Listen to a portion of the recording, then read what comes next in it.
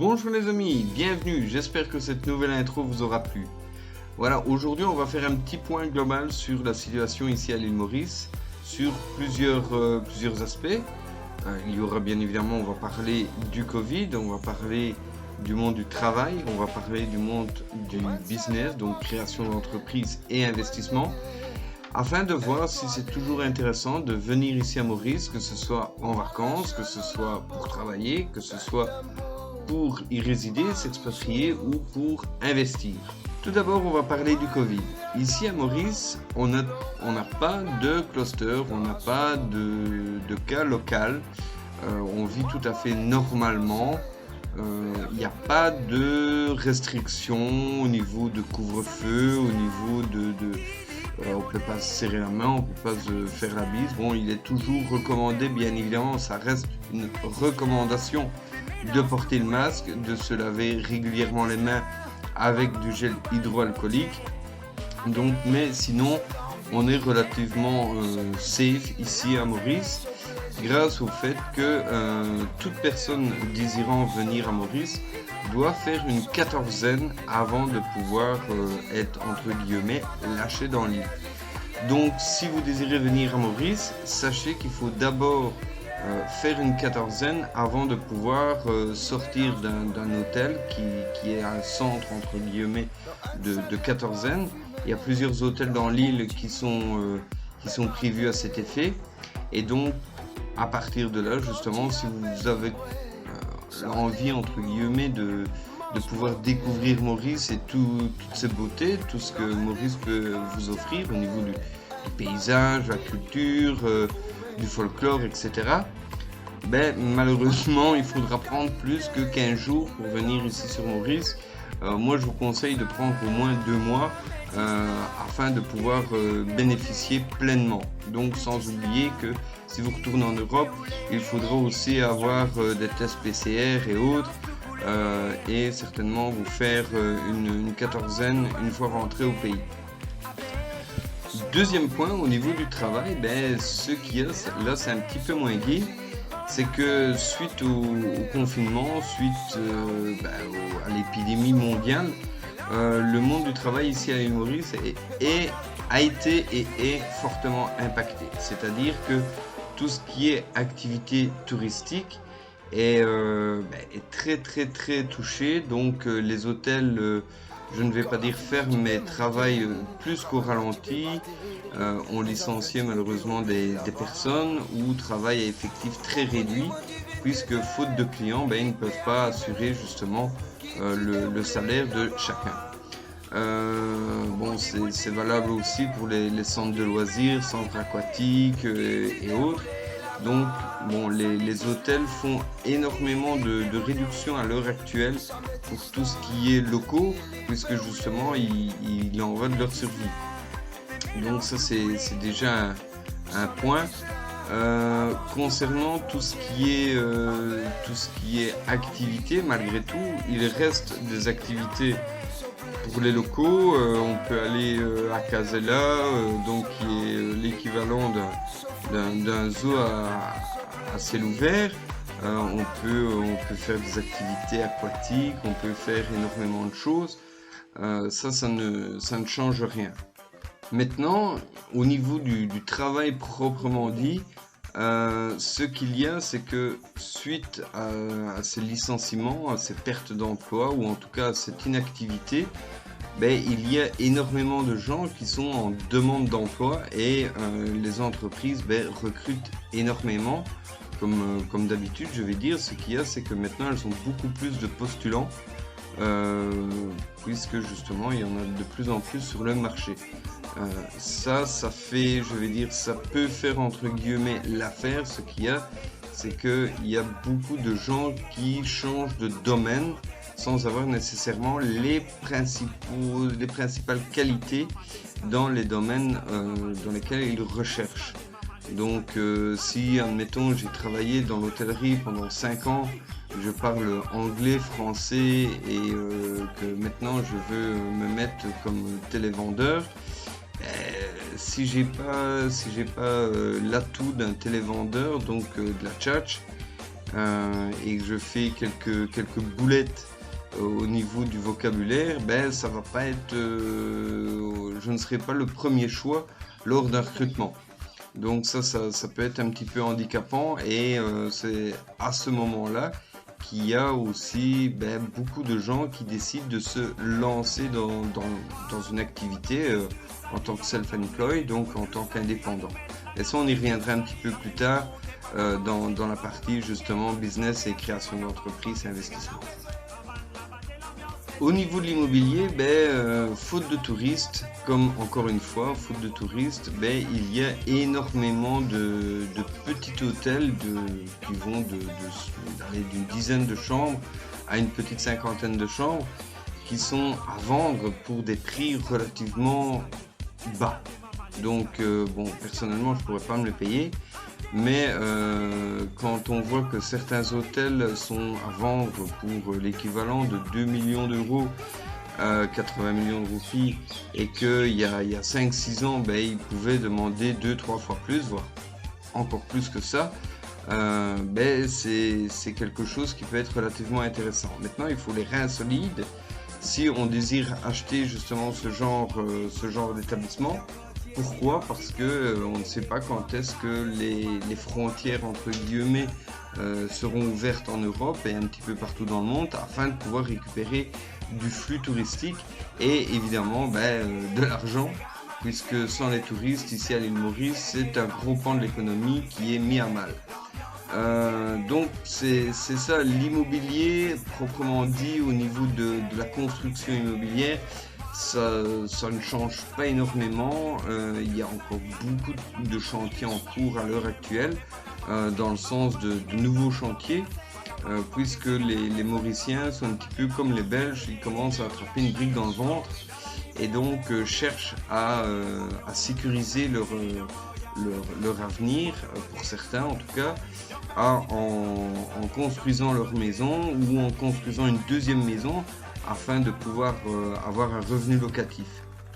Donc ça c'est quelque chose qui peut être très intéressant.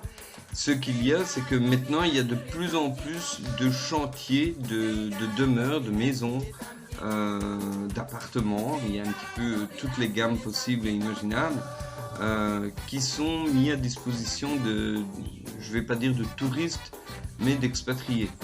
Donc avant, les projets immobiliers étaient relativement très élevés, donc dépendaient d'un bureau qui avait élaboré plusieurs projets qui sont les projets ERS et IRS. Donc c'était des projets permettant d'acheter une maison et d'avoir le permis de séjour ici à l'île Maurice. Donc, mais pour ça, il fallait débourser un demi-million d'euros. Donc 200, attendez que je ne dise pas de bêtises, 20 millions de roupies, 20 millions de roupies pour une maison, enfin pour une villa.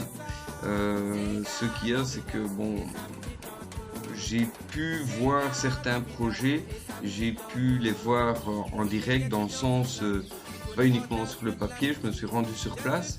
Et c'est des projets qui sont relativement bien situés, ça il n'y a pas à dire, la situation géographique est relativement paradisiaque. Vous êtes dans des endroits soit très sécurisés avec une muraille tout autour qui fait 2 mètres, 2 mètres 50 de haut, avec un garde à l'entrée, avec piscine individuelle, avec des prestations de la maison qui sont relativement haut de gamme.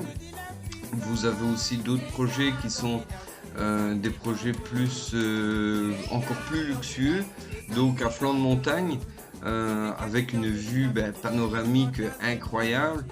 Mais quand on regarde, je vais dire, le retour sur investissement, c'est pas spécialement ce qu'il y a de mieux. Pourquoi? Parce que d'une maison ici à l'île Maurice, avec je sais pas moi, les maximum 50 000 euros, on peut faire déjà une très belle villa. Et quand on voit qu'il faut payer 10 fois ce prix-là pour pouvoir avoir le permis de résident, il y a d'autres alternatives qui pourraient revenir nettement moins cher. Donc voilà, ici au niveau de l'immobilier, ça se porte très bien. si une personne désire investir ici à l'île Maurice, ben, c'est l'occasion de pouvoir s'acheter une petite maison, se sécuriser au niveau immobilier avec, je vais dire, 100 à 200 000 euros maximum. Pour un étranger, il peut s'acheter une maison tout à fait correcte afin d'avoir un petit revenu locatif. Bon, bien évidemment, encore une fois, si on n'a pas de touristes, si on n'a pas de vacanciers, si on n'a pas d'expatriés qui viennent ici à l'île Maurice pour pouvoir louer ces demeures, ça reste plus compliqué. Mais vous pouvez très bien acheter une plus petite maison avec des prestations un petit peu moindres et trouver une personne, un local ici, enfin des locaux, pardon, ici à l'île Maurice qui vont louer votre maison. Donc ça sera des maisons qui vont se louer entre 6 000 et 12-15 000 roupies, donc ça va faire entre 150 et 400 euros par mois. Donc bon, c'est pas extraordinaire au niveau du revenu locatif. Maintenant, il faut se dire aussi que tout dépend, je vais dire, de ce que vous voulez. Et avec 200 000 euros, si au lieu d'acheter une grosse maison, une belle villa super luxueuse et tout, ben, vous pouvez acheter deux petites villas plus modestes, mais avoir des revenus plus sécurisés et plus constants. Puisque si vous avez deux villas, si une n'est pas louée, ben, vous avez toujours l'autre. Tandis que si vous avez une grosse villa, ben, si elle n'est pas louée, ben, voilà, et, pas de revenus. Donc voilà, bon, ça chacun fait son business comme il veut, mais il y a moyen de se faire des petits investissements relativement sympathiques au niveau de l'immobilier actuellement. Maintenant, on va parler un petit peu de tout ce qui est business, création d'entreprise et investissement. Donc au niveau business, ben, c'est l'occasion de se lancer, c'est l'occasion qui fait de la ronde, puisque comme on sait, dans chaque crise, ben, il y en a qui perdent, il y en a qui gagnent. Bon, c'est comme ça que durant la Deuxième Guerre mondiale, durant la guerre d'Irak, durant toutes les crises à travers l'histoire, il y a des gens des milliers de personnes qui ont pu perdre leur argent, leur maison, leur fonds, leur patrimoine, et d'autres ont pu justement le développer. Donc voilà, ici actuellement, il y a énormément de gens qui se sont lancés dans des activités complémentaires suite soit à une perte d'emploi indirecte ou une perte de revenus indirecte, soit parce qu'ils n'avaient plus assez d'activité dans leur domaine et donc on cherchait une deuxième source de revenus ou une troisième source de revenus, ou certains ont perdu leur job directement, carrément, et se sont reconvertis et ont ouvert leur petite entreprise qui je veux dire, qui peut être très pérenne suivant le secteur, suivant la façon dont elle est mise en place, cette entreprise, et surtout le plan marketing.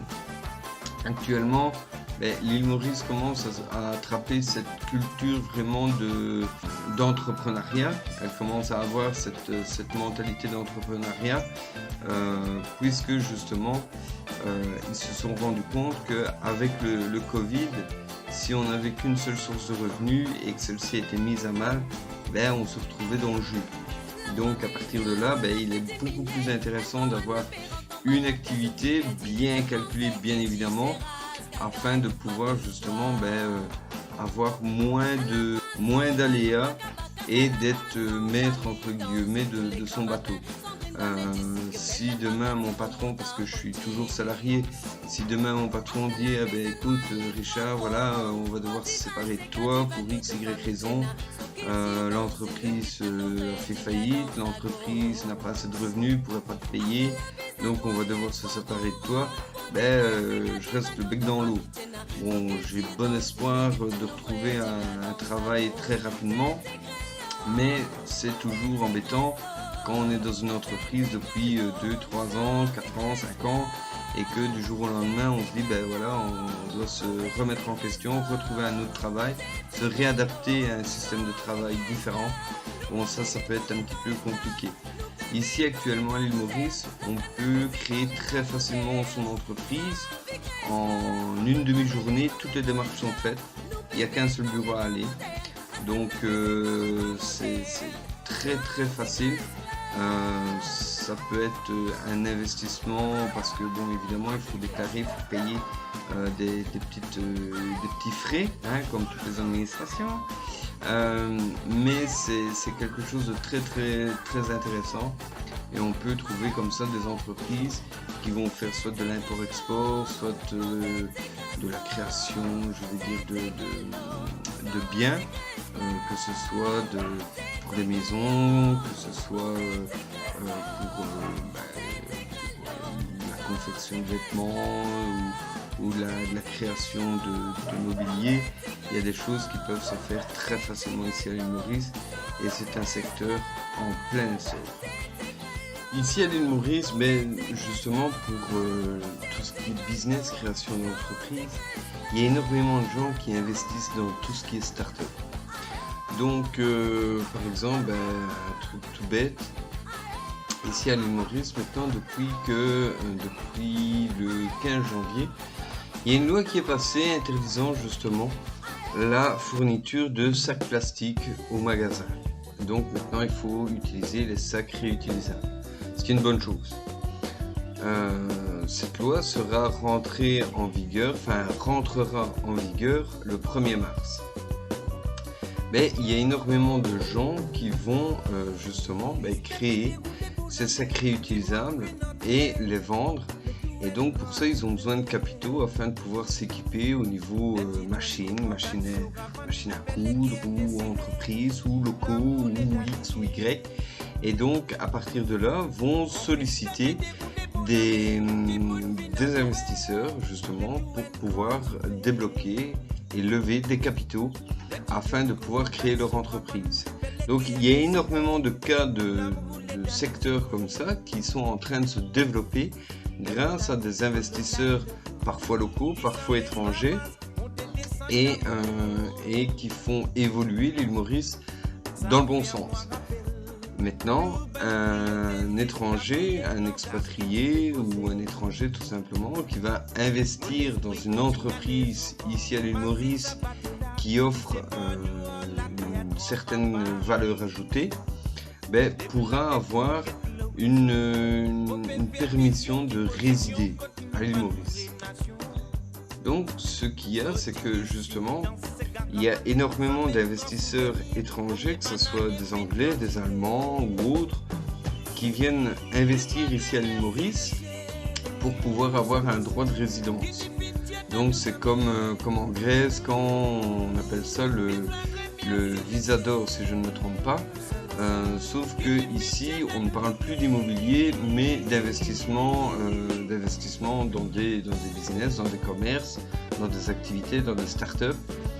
Donc c'est quelque chose qui peut être très intéressant et très lucratif, puisque si un projet est vraiment novateur et vraiment concurrentiel, dans un secteur concurrentiel, on peut dégager de belles grosses marges et en même temps vivre tranquillou ici à l'île Maurice sous le soleil et profiter d'une vie tout à fait correcte. J'espère que cette petite vidéo vous a plu. N'hésitez pas à me laisser des commentaires si vous avez des questions plus spécifiques, ou alors vous retrouverez directement mon adresse mail personnelle dans la rubrique à propos. Donc n'hésitez pas si vous voulez me contacter directement pour avoir des petits tuyaux, des petites infos, si vous désirez éventuellement venir vous installer ici à l'île Maurice, parce que ça reste tout à fait intéressant de venir s'expatrier, j'entends. Si vous désirez avoir des explications concernant les démarches, quels sont les documents à fournir pour pouvoir s'expatrier, quelles sont les modalités pour pouvoir avoir le permis de résidence, ou pour investir, ou pour acheter un bien immobilier ou autre, n'hésitez pas, je reste tout à fait disponible dans la mesure de mon emploi du temps, bien évidemment, mais je me ferai un plaisir de pouvoir vous répondre le plus rapidement possible et le plus consciencieusement possible. Voilà, je vous remercie d'être resté jusqu'à la fin. Je remercie aussi tous ceux qui s'abonnent. Cette chaîne commence à avoir un petit peu plus d'abonnés. Je vous remercie pour vos vues, pour vos likes. N'hésitez jamais à me contacter, c'est toujours un grand plaisir d'interagir avec vous. Et venez éventuellement partager, faites ce qui vous plaît, entre guillemets. Moi, c'est pour ça que j'ai créé cette chaîne, pour pouvoir vous faire découvrir l'île Maurice. Et j'espère que je pourrai vous faire des vidéos un petit peu plus panoramiques, je vais dire ça ainsi, sur les paysages, les lieux et autres. Mais ça, bon, on verra ça un petit peu plus tard. Allez, à bientôt. Ciao, ciao.